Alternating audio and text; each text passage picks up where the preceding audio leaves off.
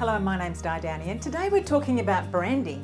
And we all know that branding for successful entrepreneurs, any male or female, is really, really important. But I want to make one really underlying reason as to why I want to focus on brand and why it's one of the secrets of successful entrepreneurs.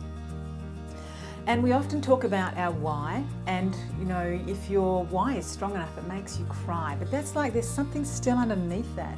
That authenticity really flows through a brand when people on the other side, people that are receiving their product and service, can really feel those values. And so what is it that shows that up? It's not only the colours, and of course colours are really, really important. It's not only the logo, and of course the logo could really be, oozing the essence of maybe what a company is doing or what a business is delivering. So the brand is really there for people to express themselves in a way that can move with the way the market wants it to. And how do they do that? Of course, through their values. Not only how they present themselves, but and the way that they articulate themselves in the language that they use in their marketing, in their day-to-day conversing with their team and their suppliers and their customers, and also themselves, which I talk about a lot.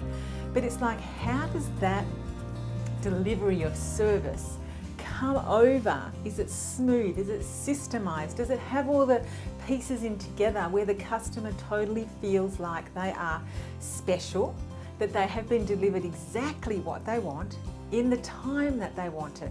So there's a lot of components that make up the brand. There's a lot of integration that makes up that brand. So I'd really recommend that you take time to do some research about what's of value to you and what do you need personally, because if you're not getting that need and you're the head of the company, how can you then be really explaining clearly if there's a few things missing in your life? And then, of course, figure out what are some of those colours that work for you, your skin tone, your hair colour, not to mention some of those key primary colours that work and they talk to an audience as you're talking to them. And then, of course, your language. What is the language that you're working? So there's a whole process that goes together to make your brand, not to mention the whole system. And a lot of people miss out on the system when they're delivering their product to their clients. Do you come from what is important to you? Do you set yourself up so that you're getting your personal needs met? They're the core foundation of any business. And quite often a lot of people first of all go to their website, create a website, create marketing material, and then deliver their product through that. I'd really recommend that you do the foundational work for your values and your needs and start to be authentic, so that when you start to develop that language around your marketing, for your blog, for your website, for your social media, for your marketing material, you're starting to get some really congruent language.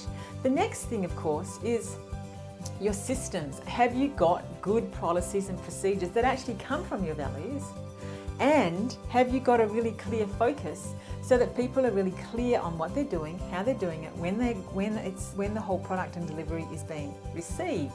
It's always about that brand, how that's being received by the people on the other end, rather than a lot of small business people or they're starting a business often look at it from their point of view, because of course, that's the only perception that they can take at that point. But I'd really recommend that look at your own values and needs first and get those met and have them set up.